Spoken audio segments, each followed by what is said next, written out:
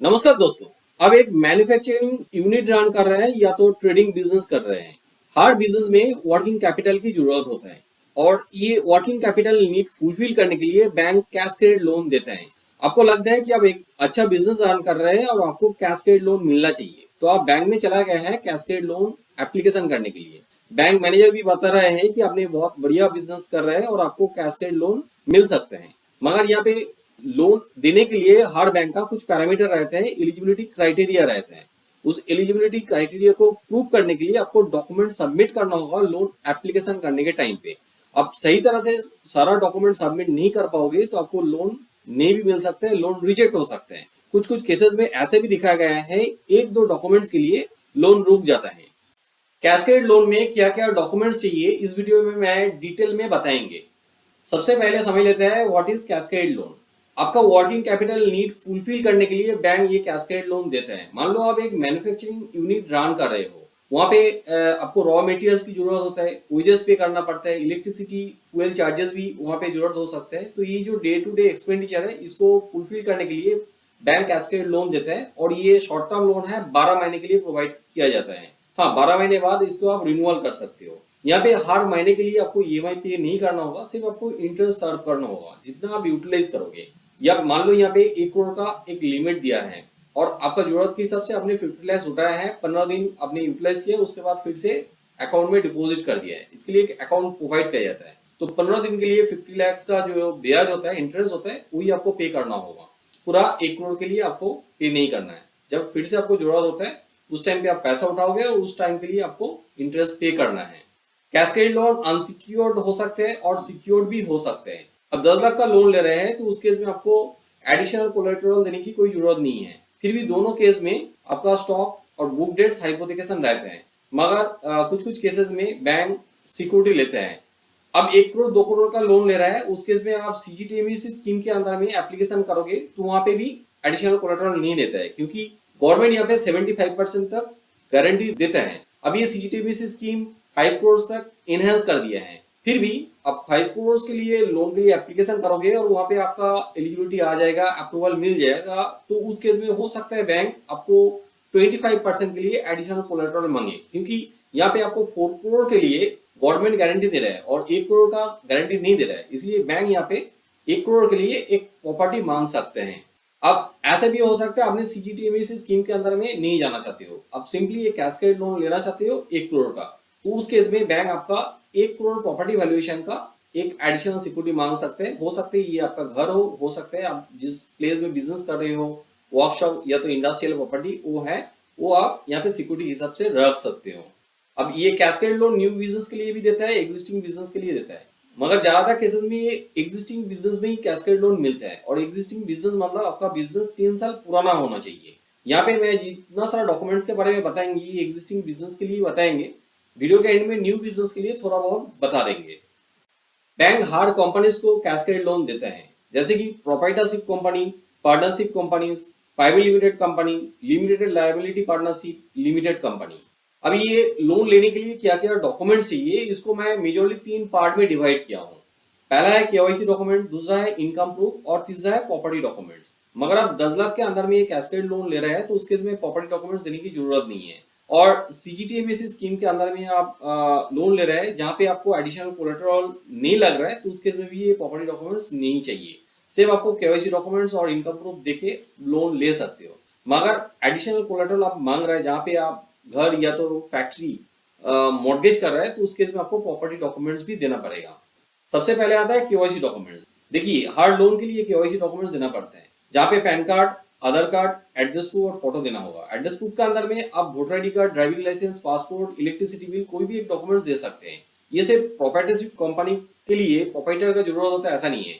Partnership company में partners को देना पड़ता है, प्राइवेट लिमिटेड कंपनी में डायरेक्टर्स को ये सारा डॉक्यूमेंट्स देना पड़ता है।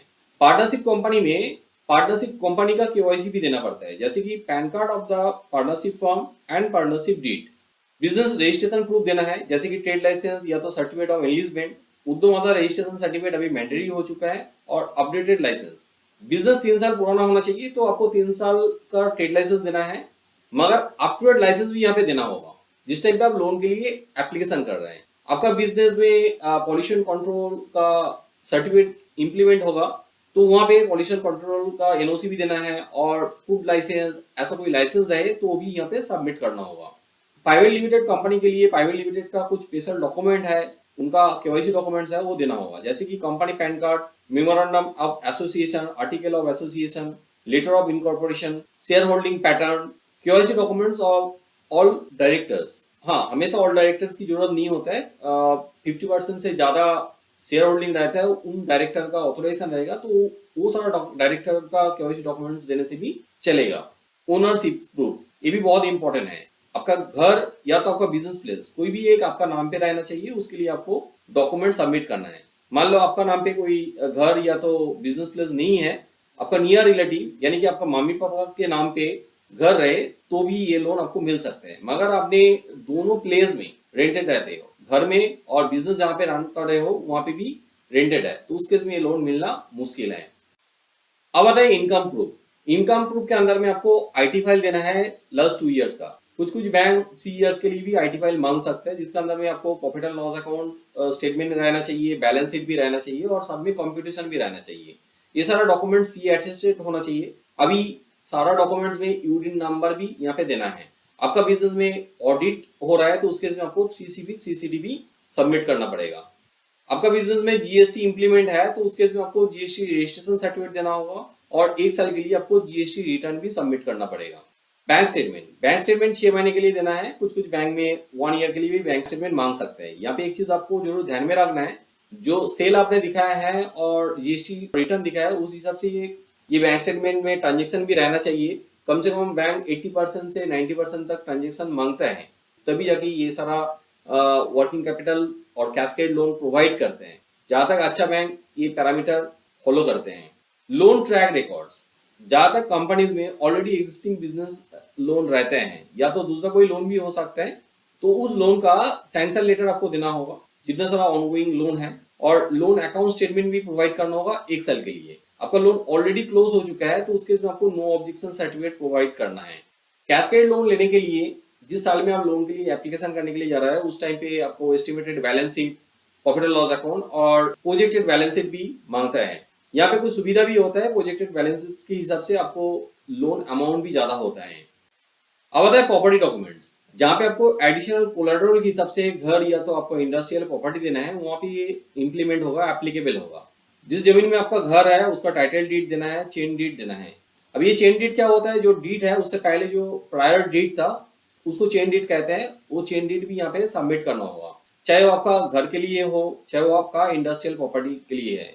दोनों केस में ये आपका डीड और चेन डीड देना पड़ेगा। बिल्डिंग सैंक्शन प्लान, आप पंचायत में रहते हो तो पंचायत में बिल्डिंग सैंक्शन प्लान होता है। आप म्यूनिसिपैलिटी या तो कॉर्पोरेशन में रहते हो तो वहाँ का सैंक्शन प्लान यहाँ पे सबमिट करना होगा। जमीन का म्यूटेशन सर्टिफिकेट तो रहना चाहिए, जहाँ पे आपको रिकॉर्ड होना चाहिए, इसको रिकॉर्ड कहते हैं। अब वेस्ट बंगाल में रहते हो तो पंचायत एरिया में बीएलआरओ ऑफिस रहता है, वहाँ का रिकॉर्ड होता है।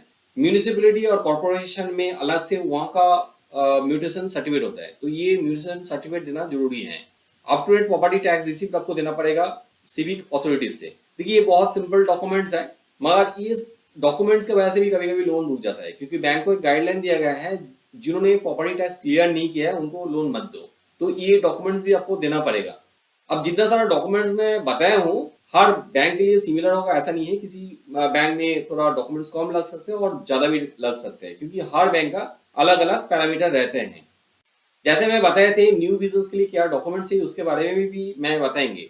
देखिए जहां तक बैंक न्यू बिजनेस के लिए कैस्केड लोन देना नहीं चाहते हैं, हाँ एक बड़ा प्रोजेक्ट आप करने के लिए जा रहे हैं और आप काफी सालों से पुराना बिजनेस भी रन कर रहे हो, तो उस केस में नया बिजनेस के लिए रजिस्ट्रेशन प्रूफ लेता है, और पुराना बिजनेस के लिए आपका जितना सारा डॉक्यूमेंट्स है, रजिस्ट्रेशन प्रूफ है, इनकम प्रूफ है, सारा डॉक्यूमेंट्स लेके ही नया प्रोजेक्ट में कैस्केड लोन प्रोवाइड करते हैं। कैस्केड लोन के लिए क्या डॉक्यूमेंट्स चाहिए उसके लिए मैं एक ओवरऑल आइडिया देने के लिए कोशिश किया हूँ। इसके बाद भी आपको कोई डाउट रह गया तो आप नीचे कमेंट करके बता सकते हो, मैं उस कमेंट का जरूर आंसर करेंगे। अब ज्यादा जानकारी के लिए आप हमें कांटेक्ट भी कर सकते हैं, हमारा हेल्पलाइन नंबर नीचे डिस्क्रिप्शन में दिया हुआ है, इस नंबर पे आप कांटेक्ट करके एडवाइस ले सकते हो। ये एडवाइस आपको फ्री ऑफ कॉस्ट मिल जाएगा। सुबह 10 बजे से लेकर शाम को 8 बजे तक ये हेल्पलाइन नंबर ओपन रहते हैं। हम लोग कैस्केड लोन अरेंज भी करते हैं। आपको हमारा हेल्प चाहिए, कंसल्टेंसी चाहिए तो उसी नंबर पे आप कांटेक्ट करके बता सकते हो। मेरा ये वीडियो अच्छा लगे तो जरूर लाइक कीजिए, मेरे चैनल को सब्सक्राइब कीजिए। मैं loans related, CIBIL score related videos regularly बनाता हूं ताकि उस वीडियो का नोटिफिकेशन आपके पास चला जाए। हाँ, जरूर बेल आइकन को दबा दीजिए। वीडियो एंड तक देखने के लिए बहुत बहुत धन्यवाद।